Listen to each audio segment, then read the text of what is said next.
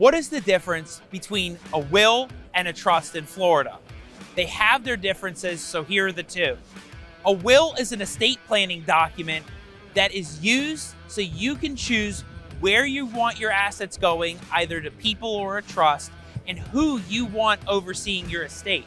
Who's that personal representative? In other states, they call it executor, but who do you want overseeing your estate when you pass?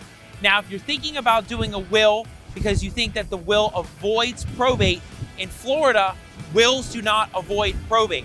So if you're thinking about doing that function, it doesn't avoid probate, but the will can choose where you want your assets going and who you want them going to. Now, and they have to be properly executed.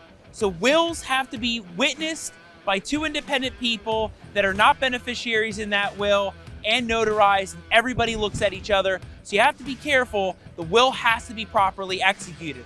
Now, then there's a trust.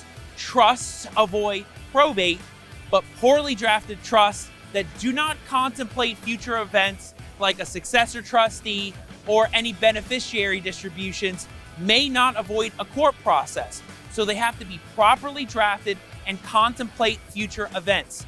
So trusts have to be properly executed and witnessed and notarized as well, but they do avoid probate.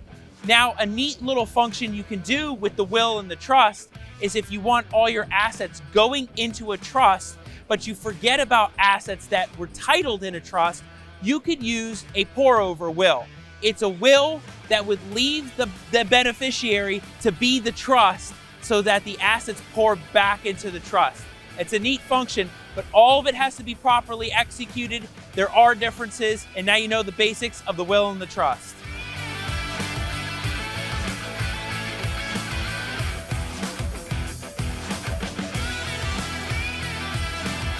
Legal disclaimer.